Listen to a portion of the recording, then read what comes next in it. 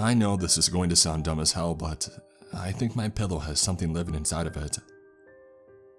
I get that that's the strangest thing to say, but I really don't have any other way to explain what I've experienced to this point. This all started a while ago on a normal school night. Nothing was really out of the ordinary, save for some extra difficult homework. I had prepared for bed, and as I laid down to sleep, I swore I could hear someone whispering to my immediate left. Of course, this startled me and I jumped out of my bed, trying to determine who was in my room. Strangely enough, as soon as I sat up, the whispering stopped. I turned on my light to search around, and walking through my empty apartment, I saw nothing. If I recall correctly, I don't even think my neighbor, who was usually obnoxious late into the night, was making a sound. I shrugged this off as a drowsy audio hallucination and I tried to sleep. But as soon as my head hit the pillow, I could hear the voice again. In response, I searched my apartment for a second time just in case. This time, I went as far as to thoroughly look under my bed and in my cabinets, just to make sure that nobody was stowed away. But again, my search turned up nothing. Once more, I tried to sleep, but for the third time, I could clearly hear the whispering. But this time I had noticed something different. As I put my head back down, the voice grew louder. It was at this point that I had realized the voice wasn't just coming from my house. It was coming from my pillow. Admittedly, the next choice was stupid, I know. I should have thrown my pillow into the dumpster as soon as I started hearing a freaking voice coming from it. But I was curious. I wanted to know what it had to say. I've always had an interest in the macabre, and this seemed too interesting to just give up on. But the voice told me such awful things. It detailed stories of murder and violence beyond anything I could have imagined. It was sickening. But I just couldn't seem to break away from it. I was so enthralled by the stories that I think I spent hours listening to it speak. It was around 3 a.m. and I was ready to throw my pillow in the closet and call it a night.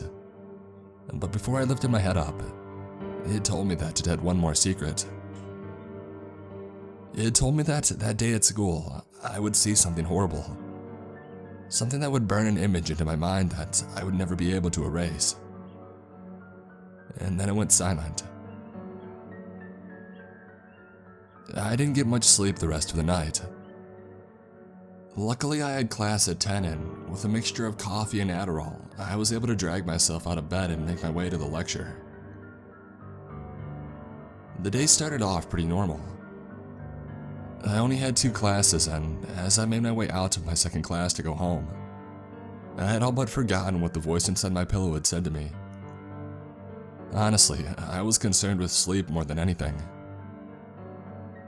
But as I walked towards the parking lot, immediately a scream pierced the calm serenity of my small college.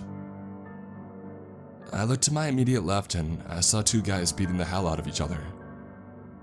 A smaller boy no bigger than 5'6" was fighting for his life against a mountain of a man.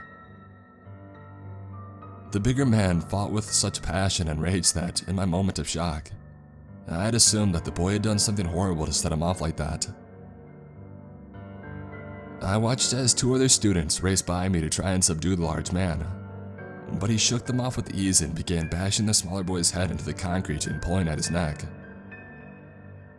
Despite the 2 other students trying to intervene, he wouldn't stop.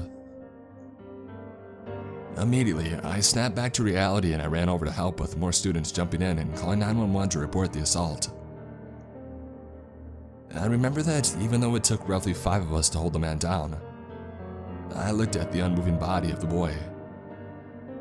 His skull was punctured through his skin, and I swear that I saw brain matter among the large pool of blood collecting on the concrete.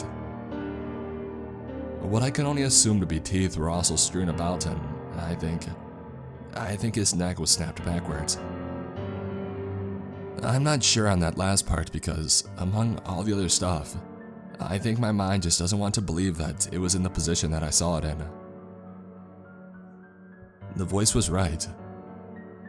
It's an image that I'll never forget. All I can remember is the ambulance and police showing up. The boy was rushed to the hospital, and from the rumors around school, he survived. Whatever that was worth. Apparently, he was in a vegetative state, and there was no hope to bring him back. As for the man, from what we knew, he actually never even knew the boy. I don't even think that he was a student. From what his family and friends said, the two weren't acquaintances. I'm not sure I believe that, though. The attack was so violent. How could somebody have that kind of hate towards a stranger? This goes without saying, but this messed me up for a few days. I remember going home the same night and wanting answers. Was this just a strange coincidence? No. I knew deep inside that the voice wasn't just guessing. It knew exactly what would happen. I immediately found the pillow in my closet and I tried to listen for the voice, but it remained silent. I decided to wait until after dark to hear what it had to say, but for whatever reason, the voice refused to speak up. As far as I could tell, it was just a regular pillow. I slept through the night with nothing of note happening, and the next few days went by pretty normally. Of course, I had opted to skip class due to the mental trauma of what I had seen. It wasn't until Monday of the next week that things started up again. I decided to go to sleep early, and to my surprise, I heard the voice again. Catching me off guard, I popped up and I examined my pillow. This time the voice seemed louder. I didn't need to be laying directly on top of it to hear it this time. It repeated the horrors of what I had saw in excruciating detail. I lived that moment again in my head as somehow the voice seemed to tell the story in a more vivid fashion than even my own mind could capture. And then it stopped. I picked up the pillow and it asked me if I wanted to know more. At that moment, I should have taken it, tied it to the heaviest thing that I could find and then throw it out to the sea. But I didn't. Again, some strong morbid curiosity hit me and I simply told it that I wanted it to keep telling me things. I wanted to know of the horrors it somehow was aware of. That night, it told me the story about how there would be something terrible found in my next door neighbor's apartment. Similar to the last time, it spent hours telling me the history behind this tragedy. There would often be nights of loud noises and weird smells coming from their home. And yes, they've gotten more than a few angry knocks at the door and phone calls. But Jesus, I would have called the police if I knew what was really happening. As soon as it told me, I rushed out of my room and I booked a motel to stay at for the night. I knew that he would be found out soon, but I was so freaked out by what it had said that there was no way in hell I could stay around to be a part of it. Lo and behold, the next morning, I got about 15 text messages from friends, family, and my landlord about what had happened. I began to stream the news and the tears started flowing down my face. Bags of frozen and decomposing bodies were being taken out of his apartment. I saw my neighbor being taken away in handcuffs. An older man with gray hair, dark circles under his eyes, and a dead look in his face that made it seem as though he hadn't slept in years. Though all the details hadn't come out, I knew enough. At least 3 dead bodies. The DNA matched that of some kids that had gone missing throughout the area. I couldn't tell if the voice was revealing the truth about these events so much as it was influencing them. Either way though, I sprinted towards the bathroom and I spent the next few minutes throwing up what little food I had in my stomach. I emailed my professors and they wholeheartedly understood why I had to take the next week off or so. After dealing with questions from police and the trauma of knowing what went down, school just wasn't on the forefront of my mind. I knew that he was strange. I knew he was obnoxious and had a bit of a creepy vibe. But consuming children? There were other parts to the story that I don't feel comfortable sharing. But trust me, it was beyond evil what he did. I'm glad he got the death penalty for his crimes, but it doesn't erase what had happened. It doesn't erase the fact that I slept in the apartment right next to those tragedies. It doesn't erase the fact that if I had knew, maybe I could have done something to save someone. Maybe I could have prevented it from happening to the first kid. Maybe, I don't know. I have a lot of thoughts on the matter. How could you not? I still think about it from time to time. I think the thing that changed my life the most actually came a month later. My pillow had grown silent once more, and frankly, I didn't want it to ever speak again. The only reason I couldn't get rid of it was because I was so scared. I was fearful of the notion that if somebody else found it, they would be drawn to it the same way that I would. And maybe, just maybe, it would start to whisper terrible things about me. What's even stranger is that I used the damn thing. Every night, I made it a point to sleep on that pillow. Whether I slept on the couch or I had my girlfriend over, my priority was to make sure that I could always hear the voice. I felt that if something else was going to happen, I needed to be the first to know. Unfortunately, that day finally came. The day the voice spoke to me again, I got the worst news of all. It's interesting. You always assume that the things in your life that would elicit the deepest and darkest reactions are the things of a nightmare. A hungry bear catching you in its sights, a masked man with a chainsaw breaking into your log cabin, a clown with a knife scratching at your front door, maybe a demonic entity stalking you while you're alone. But those thoughts aren't based on reality. They're based on the fictional stories we hear or see on TV, and in all likelihood, the average person won't have to deal with any of those problems. No, we live in the real world. And in the real world, we have to deal with things that are much, much worse. My dad called to tell me that he had cancer. He had been a long-time smoker and never really wanted to check up on his health. By the time he had noticed real problems and went to the doctor for a checkup, it was too late. I broke down. Not because the shock of the moment hit me, or because I didn't think it was possible for somebody like him to run into that problem at some point. I broke down because I knew the day before. I prayed to whatever bullshit god there is that the voice had lied. I prayed that this was just an attempt to scare me or that it had the wrong person, but deep down, I knew. Part of me wishes that the news came as a surprise, but to have that thing tell me, it made it that much worse. I was always close with my dad. Ever since my mom died when I was little, we had a special bond.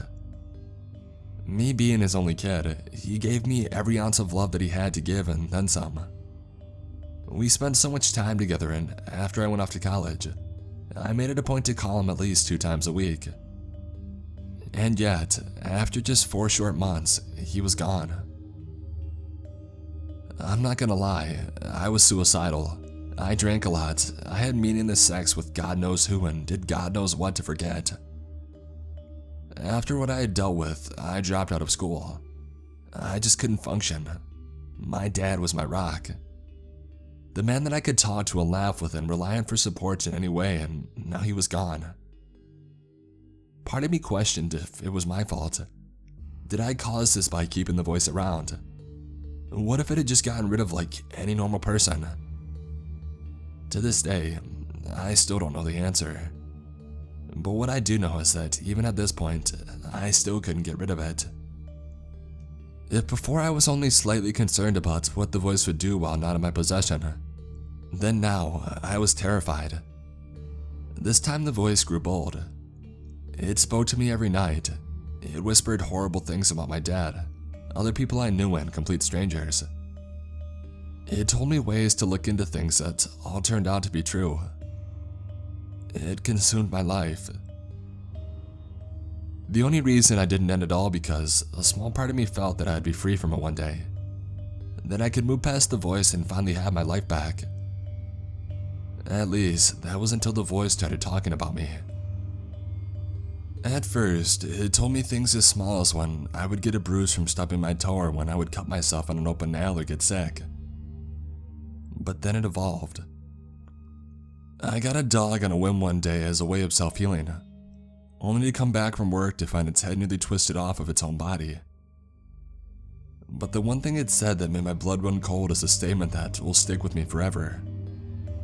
It told me that a man would break into my home, bash my head in with a rusty bat, drag my bloodied body into my room, and then flay my chest and lungs open while pinning me up against the wall like a messed up art display. It didn't give me a time frame. I stayed up all night, staring blankly at my wall, waiting for death, while the voice spoke from my pillow at a volume louder than I could speak myself. Only about an hour from sunrise, a knock came at my door. I realized that this was it. I stayed in my room and the knock turned into a pounding. At this point, the voice began laughing. We both knew what would happen.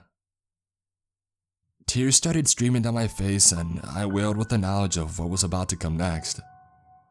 I could hear the door starting to give way as the large figure used its massive body to barrel into my door. I contemplated calling the police, but I knew that they wouldn't get here in time. This is how I was meant to go out. I could hear the door start to break from its hinges, and knowing that it was only one or two good smashes from giving way, something snapped. I realized that if I was going to die, then that wretched voice wouldn't be allowed to live either. I quickly searched my room for my lighter, and just as I heard the door break down and a large man stumbled through breathing heavily, I reached for the pillow. It began screaming, which gave the man my position. I immediately locked the door to buy myself some time. I could hear him fumbling for the doorknob and then using his weight to smash his way through. Quickly, I grabbed the half-empty vodka bottle next to my bed and I poured it all over my pillow. And then I lit a flame to the thing. Another scream erupted from deep inside. It was blood-curdling and ear-piercing. It sounded like a man in the worst kind of agony that one could ever experience. It didn't curse me or beg for its life. All I could hear was the damn screaming. I fell to the floor with my hands covering my ears, hoping and praying that it would all stop. And after what felt like an eternity, it did. All that remained were the burnt remnants of my pillow, and when I went to inspect my apartment, the man seemed to be gone. At this point, I broke down.